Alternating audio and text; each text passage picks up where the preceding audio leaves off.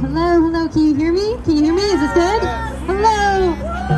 Thank you so much for inviting me to be here with you all today. I really appreciate it. It's nice to see so many friendly faces and comrades. I know the support. Thank you so much to Sir Don't Rock for Palestine for inviting me and for also advocating for me when I was taken hostage, because that's really moving and sweet, and thank you.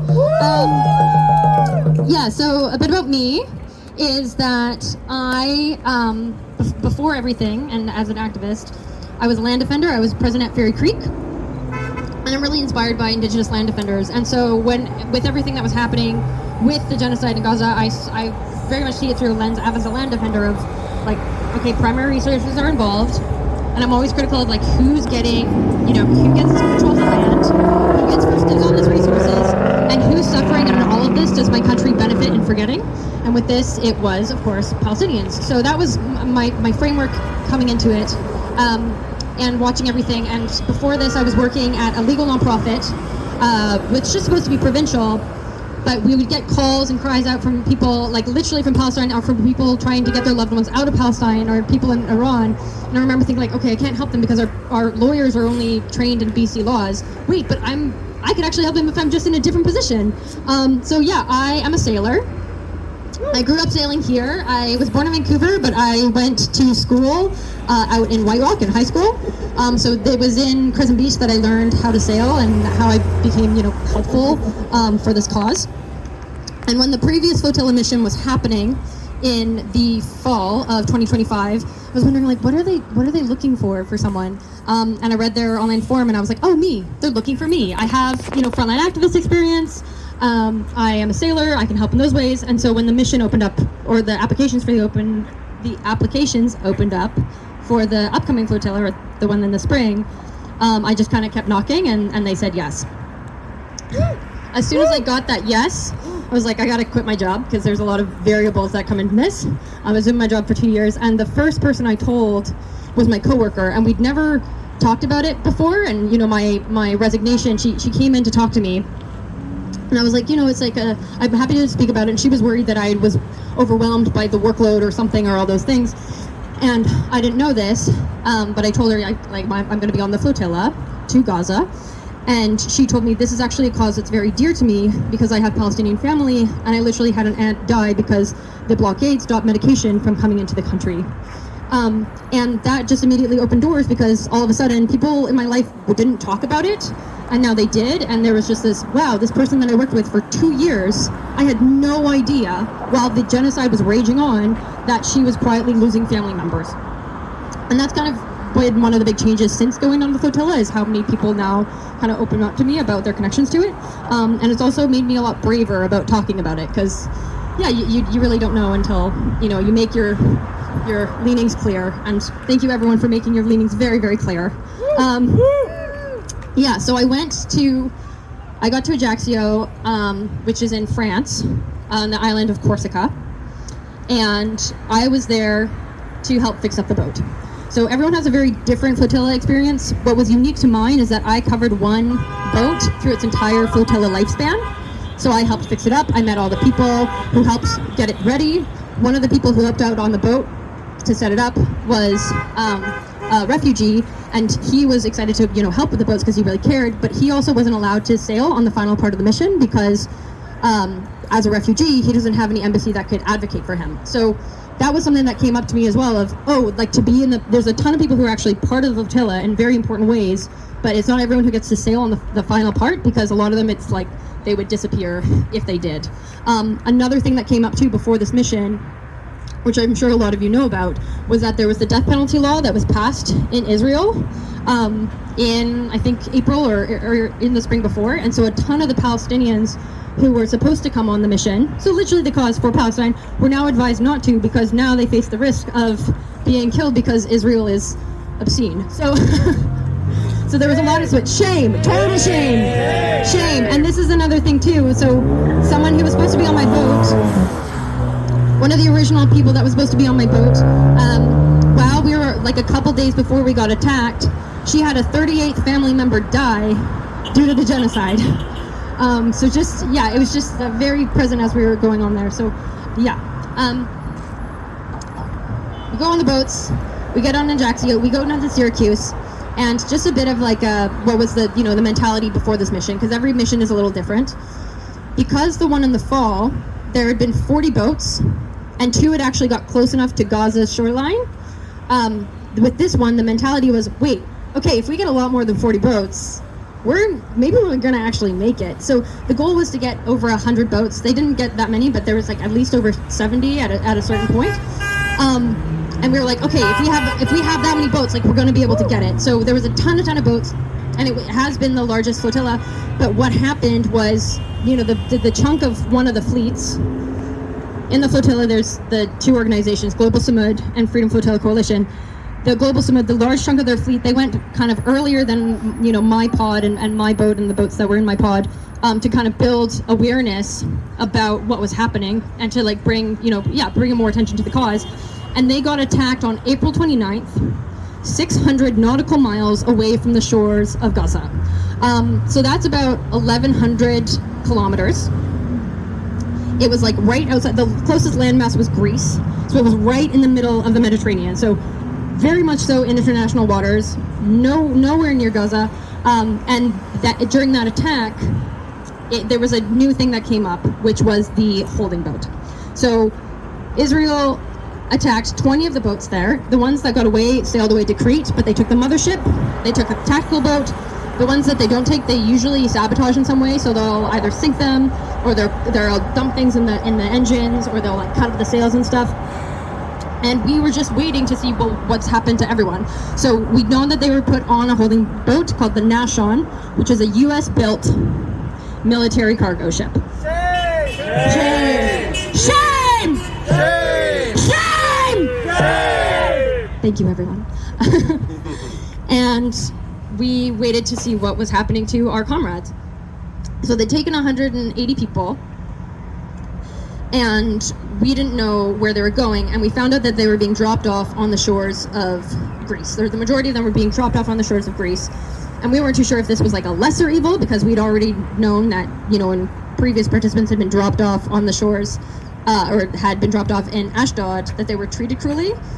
But there was also this element of, well, what if Greece is colluding with Israel if they're taking people in this way? And we also didn't know how people were treated on the boats, and we did find out pretty soon. My pod decided that we were going to sail on and sail forward. GSF was decisive, or they were deciding what they were going to do. We had like one day where our boats all met up together just for an afternoon, where they sailed up to Turkey, and then my pod went to Greece for a couple days, and they went up to Marmaray, and they decided actually, yes, they were all going to sail too. So the first day that we all kind of were super excited to go out, it was actually on the 78th anniversary of the Nakba. And we had all of our, we stocked up on our supplies and everything. And the winds were so powerful that day that 2 boats, their masts snapped. The Mediterranean is not very forgiving. There's a lot of seasickness. This is a thing that comes up. Like, there's literally times when boats have to kind of turn around because people keep getting sick. But yeah, so we had to, readjust. We went back to Turkey for one day to found this Turkish bay. The winds died down. We had to fix our otter helm. We had to fix our sail. And then we had this, wonderful day where the Turkish people, they were chanting Free Palestine, coming around our boats. The harbor master brought us all these things. There was all of the support, which was really, really lovely to see, because not everywhere across the Mediterranean was that friendly. We left again once the winds were safe to sail. So on the night of the 16th, we found out that the boats around us, the military boats, were Turkish. We were like, okay, we're okay tonight. And then the 17th, we always split up the nights into shifts for the crew, and then the other activists would kind of cover like parts of it with us. But I was very, very nervous. I was like, no, please don't have your phone with me. I need to have my eyes adjusted in case anything comes up, because the vast majority of attacks, they happen at night. And that night we got through, and it was like, oh, okay, maybe we're safe, at least for one more night. And then that morning at around 10 a.m., I saw some military ships on the horizon coming over the port side, so the left side, and these little black dots coming out of them. So when the attacks happen, what they do is they send out all of their IOF, and they come out with their guns and their shields and everything, and they get on the Zodiacs, and they come up to the boats, and then that's when they take control of the boats and cut the comms and everything. And so I watched the sister boats around me them attack all of our sister boats. Our captain was also, taking pictures of everything because he had to send the information back to land crew.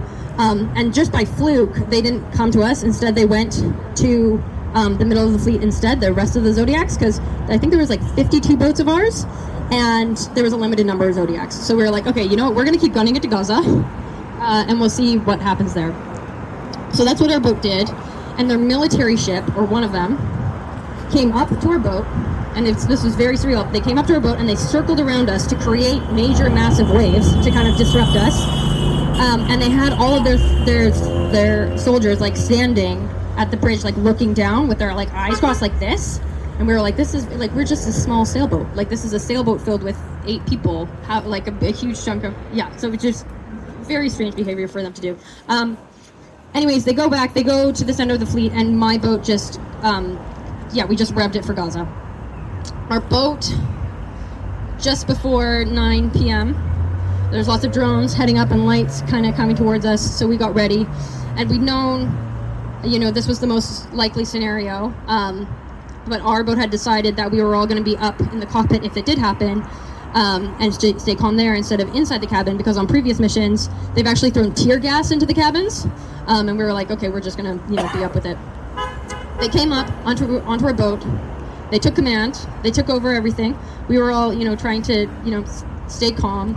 We'd thrown our phones overboard. We'd thrown our credit cards overboard, and we'd thrown over the knives. Anything that could be considered a weapon was thrown away because we didn't want them to, create propaganda or find any reason to escalate.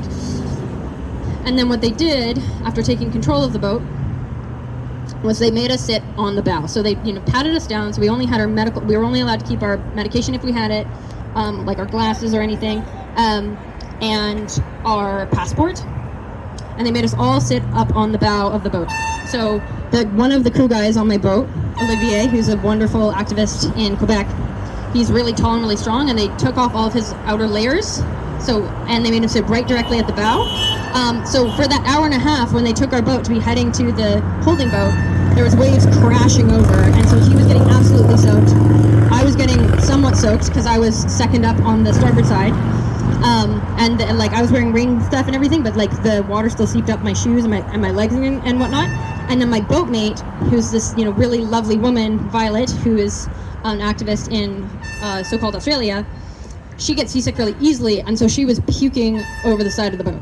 And so they could see this, like they could see from their Zodiacs and from being on the boats, like someone literally puking because it was just so treacherous for that, she wasn't for that whole hour and a half, but for quite a significant amount of it, until we were taken to the holding ship. So there was about 400 of us between the 52 boats. So there was 2 holding boats.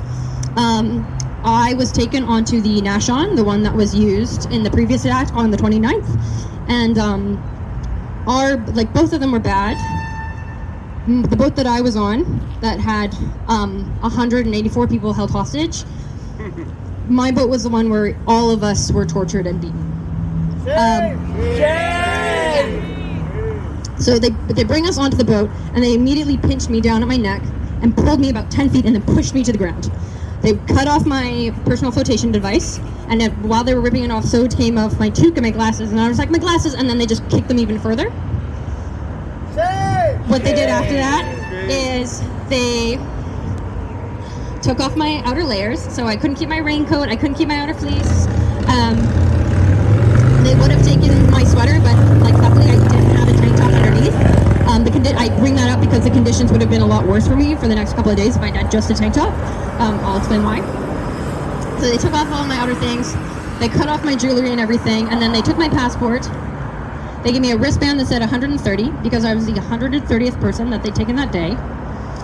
And then they again dragged me, pinching me at my neck, and they pulled me into a dark shipping container there was 5 or 6 men in full combat gear, and then they beat me. Israel is a terrorist state! Israel is a terrorist state! It lasted about a minute and a half. Before this had happened, one of my mentors back in Ajaccio, Isaline, she is like 83 and or 84, super cool. She'd been on the mission on the Conscience, and for her, she gave me the advice of like, you want to have like some sort of prayer or something to think of if something really bad happened. Like, you were going to want to have that in your mind. And for her, what she thought of was she recited her aunt's final letters to her, that her aunt's final letters from Auschwitz, because her aunt was a really powerful activist in Corsica, in Ajaccio, and is considered the reason that Corsica was freed of Nazi occupation 10 months before Paris. So I got to learn from this amazing anti-fascist woman just how to fight it and just what to keep going. And I don't have letters like that. Instead, I just kept the prayer I just kept it really simple, and I just went with, I am Grace, this will pass. I am Grace, this will pass. So anytime everything was like a little bit too much, I was like, I am Grace, this will pass. And yeah, going into this as well, we knew it was not going to be pleasant if we saw them, but we also all knew as well, which is a very small comfort, but it would be more expensive to kill us and then deal with the international consequence than to keep us hostage for a couple of days. And we also knew, more importantly, that whatever resources they were using on us to torture us for a few days, they weren't using to kill Palestinians and to rip them from their homes and to terrorize them. So we had this of, our governments aren't doing anything.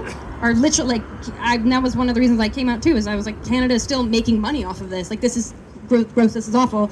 But yeah, it was really nice to be around other people who really also are moved by grassroots movements, and to be part of this. So that was also another holding thing of like everything bad that happened. I was immediately surrounded by a whole bunch of other people that were like, no, that's not okay. That's absolutely not okay. So that's part of like what's made it mentally easier to think about.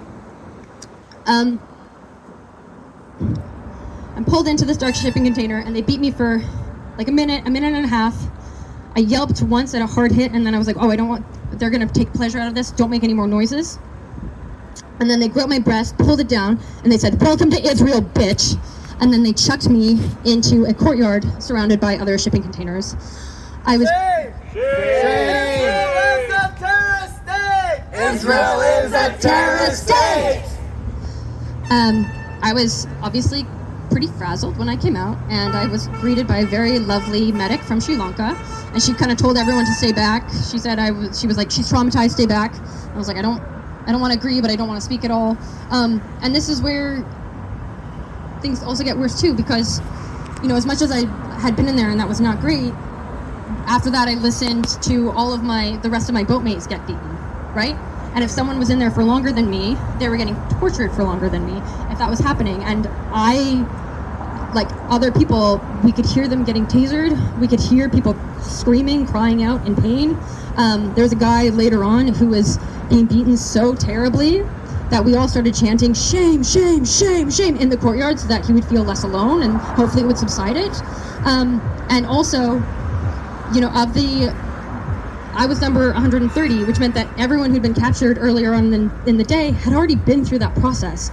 So there was, the entrance shipping container, which everyone was beaten, and then there's 3 other shipping containers.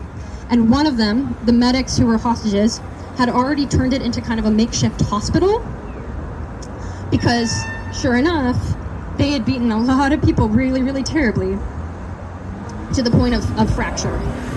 So that's what the medics kind of did.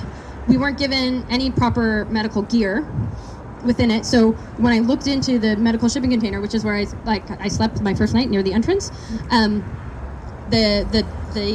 there was no bandages or anything, so they used ripped shirts. They used pieces of ripped plastic from a trash bag.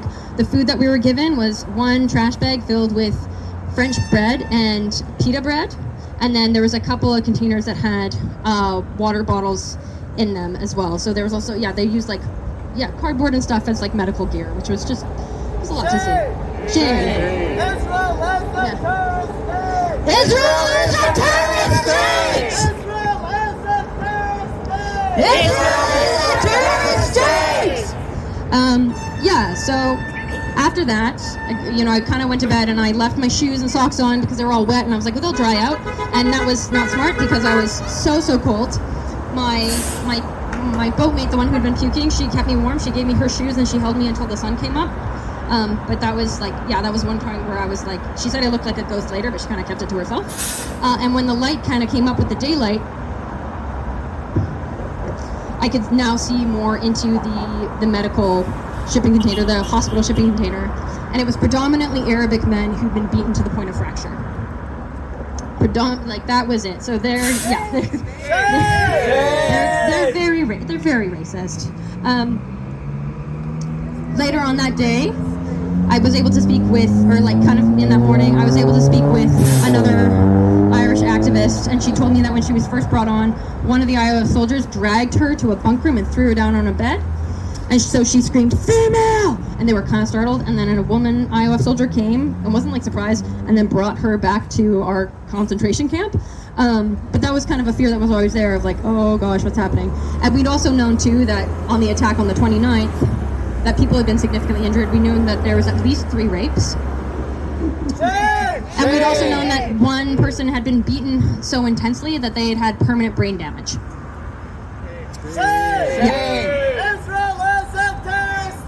Israel is a terrorist state! Israel is a racist state! Israel is a racist state! So then, the medics called up to the bridge, and they had 3 demands. Enough drinking water for each of us, more pain medication, and an updated status on the 2 people who were still missing because they'd been beaten and tortured so badly. That's what they asked for. And what they did was they came out into the courtyard with their guns and their shields and all this stuff. Again, they'd already taken all of our things. They came out with all of their guns and stuff. They threw a flash bomb at us. And then they asked for volunteers to clean out the shipping containers. I just volunteered because I was still agile. I knew I was, and I knew a lot of people were really injured. But this was another perspective thing too. Again, like whenever I've had a friend and they had like a green sight mark on them, that was really terrifying to watch. But it's really, really terrifying when your friends watch you going into a shipping container and there's 2 men with guns who follow in with you. So it's always this thing of like, you don't know what's happening if someone's out of your sight, so you're always afraid because of that. And that was a big part of it. After we cleaned them out, they all made us shuffle. There was at least 150 of us at this time. I'm not too sure when they caught the 2 last boats. But what they did was Free Palestine! Free Palestine! Free Palestine!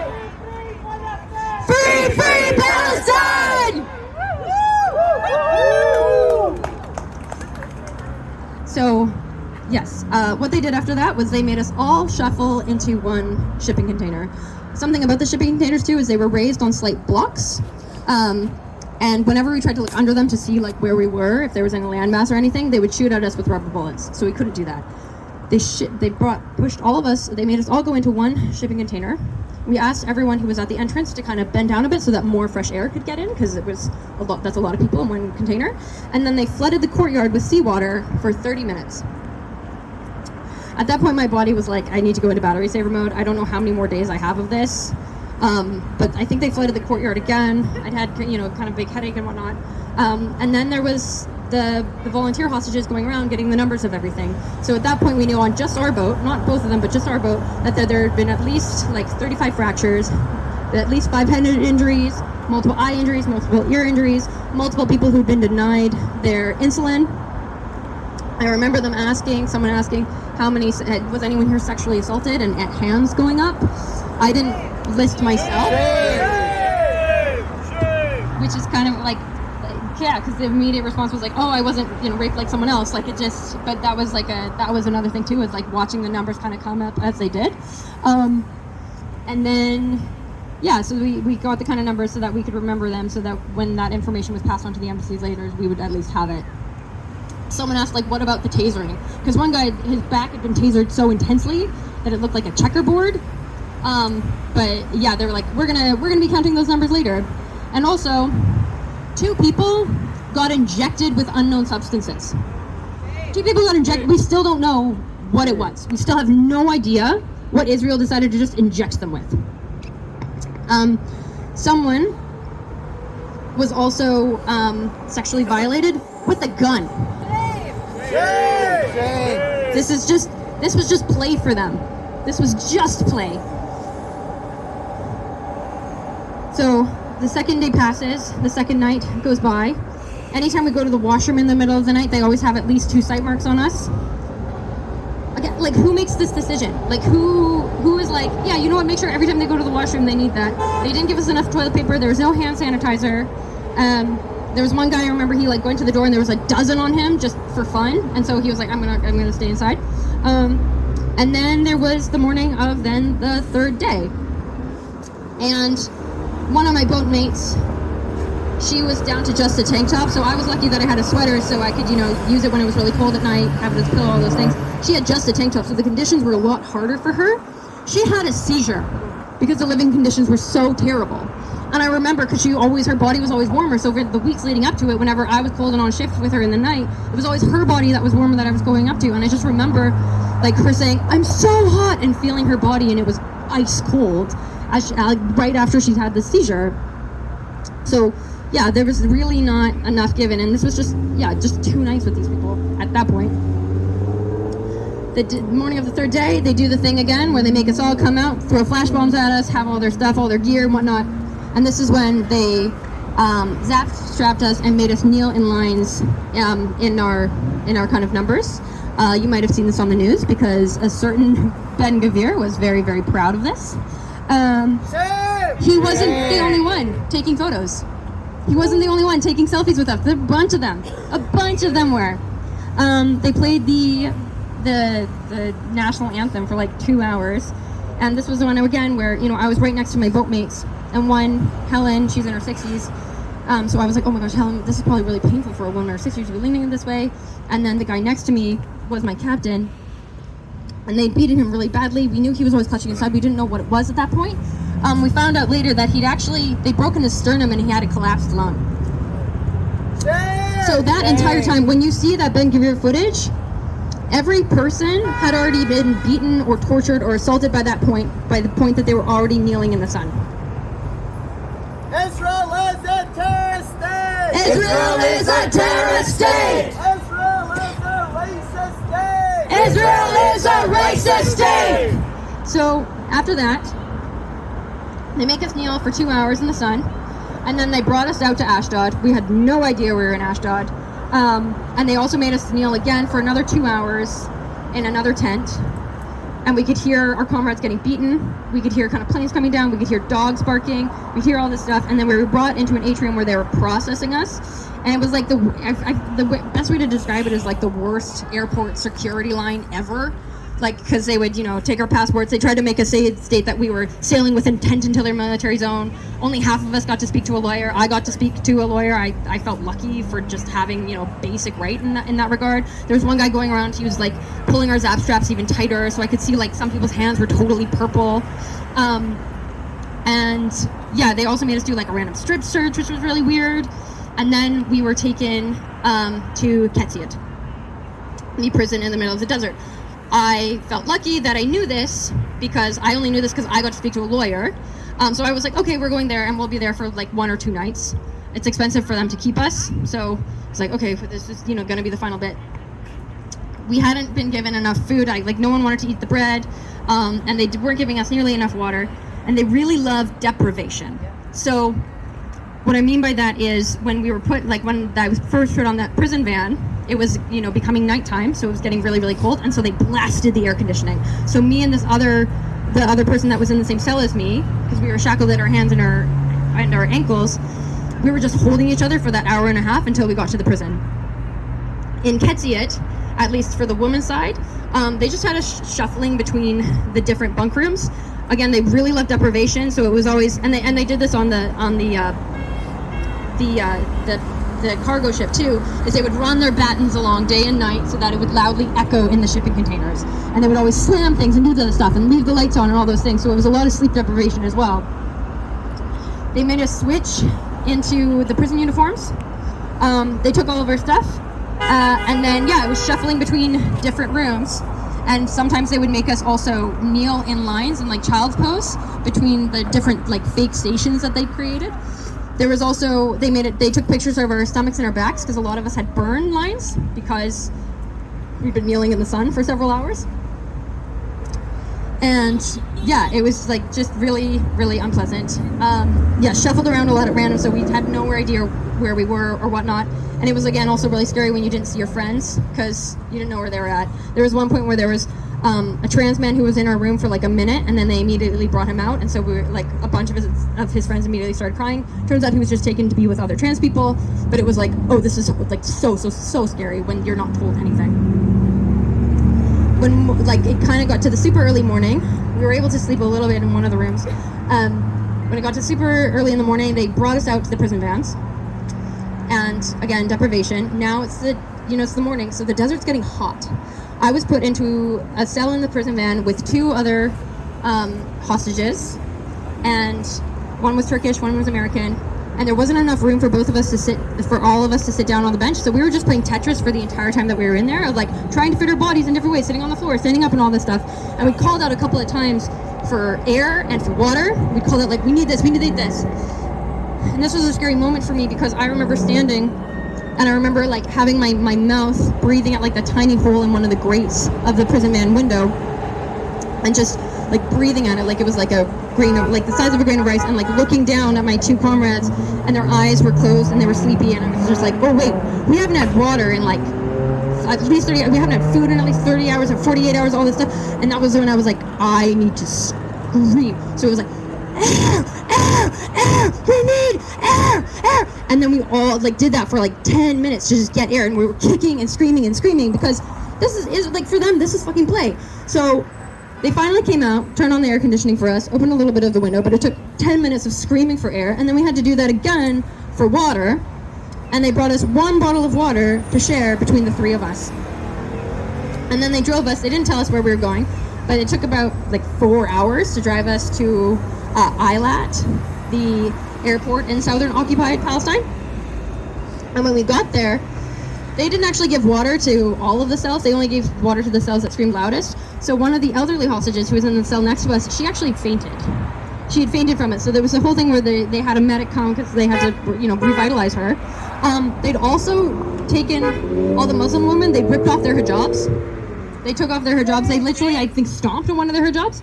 Yeah. So this was the thing. It's like when they needed to cover their hair, not respectful. Shame. To Istanbul. Canadians go to Istanbul. Everyone on those planes, all the people who work for the Turkish Airlines, they volunteered their time to get us out of there, which was very, very sweet. And I just remember the stewardess like talking to her, and she started crying, and she said, well, of course we care about Palestinians. Like, she was very like, there was immediately the sense of like deep care there after this like immediately terrible experience. So yeah, that was a really lovely moment. And then we were in Istanbul for a few days. The Turkish forensic police, they did all of our interviews. We also did psych exams, and we did medical exams. Yeah, and then we had to give them our legal testimonies because they wanted to pursue a case on our behalf, which I think that they're still working on. And then I came home, and there was a lovely crowd at the airport, which was so heartwarming to see after all of that. My life has been pretty much this since I've returned. Done multiple interviews with the Canadian consulate. The last time we had a big meeting with them was quite disappointing. They just told us that they weren't an investigative body, and then they reminded us of the travel advisory, and my boat got attacked 190 nautical miles away from Gaza's shoreline. Just to be clear, territorial waters only extend 12 nautical miles, so we weren't even close when they attacked us. We were deeply in the Mediterranean when they did.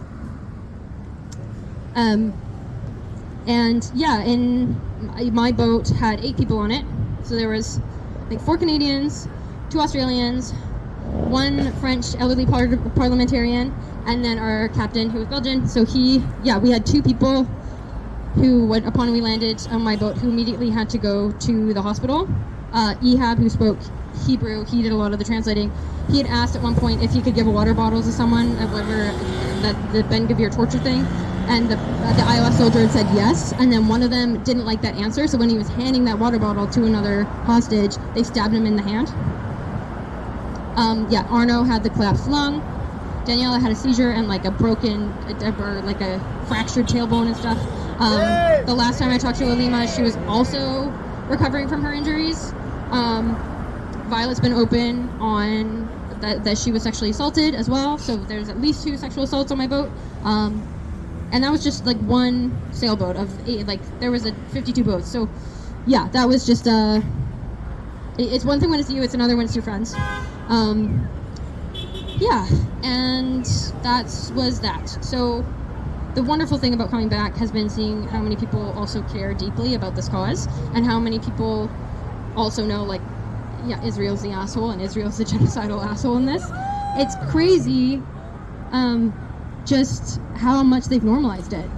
Like, there was no point at any of it where they were really hesitating of, like, how do we mistreat them? Like, how do we brutalize? Like, they know. They've been doing it for a very, very long time.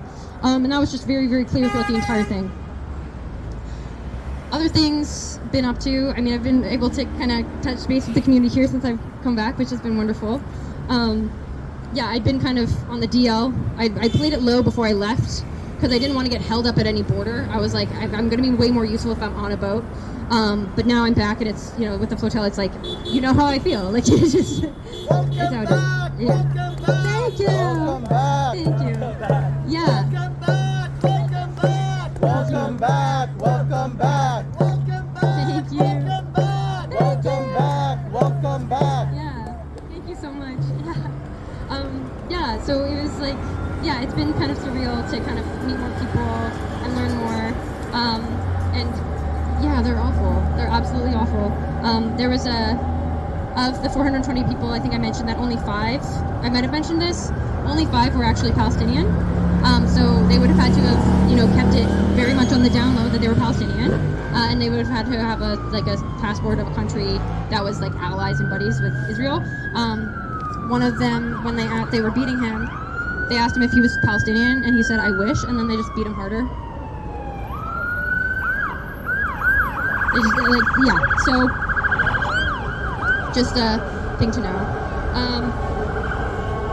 Yeah, for me personally, my activism, because of I'm a white settler, and my background is my settler background is kind of related to politics, law, and land ownership. I kind of try to keep my actions and things kind of focused there, because I just, you know, there's so many ways to make the world kinder, but I was like, oh, this is, you know, that's where I should focus my energies.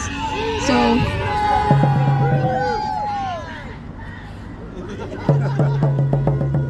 I love that scream was so beautiful. That was the most beautiful shriek. I was like, oh, right to the heart. Yeah. Yeah, so I've been able to meet with multiple MPs, which has been really lovely. Thank you so much to Larry and Sir They're All for Palestine for this and everything. I drafted a petition, a public petition to be put forward through the House of Commons for blocking business, for Canada to no longer do business with LDIT systems. I find out next week whether or not that MP will actually put it forward.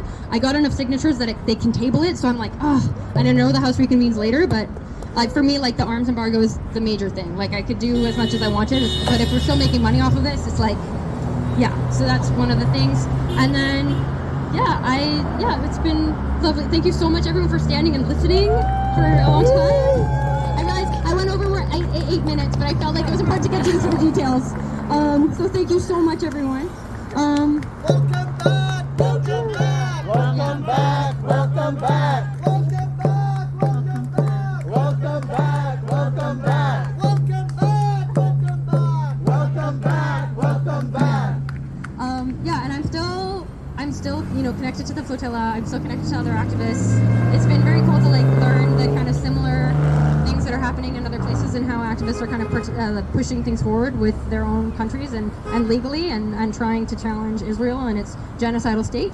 And then, yeah, for me, yeah, I've been doing the public petition, and then I'm actually going to be moving soon. I'm actually leaving the country pretty soon, which I'm very kind of excited for, because it feels like now is the kind of time to learn from the world and engage more. And yeah, this is a really cool part of my journey, because I think, yeah, before this 4 years, I was a lot of the activist stuff I was kind of doing behind the scenes of like, you know, now I'm going to invest more in like independent news journalism, and I'm going to like switch banks, I'm going to do this stuff, and then it was like, okay, I'm now in a place where I can go on the flotilla, and it's like, oh, okay, this is really, now it's really changed, but it feels good. So yeah, if you have any questions, please don't hesitate to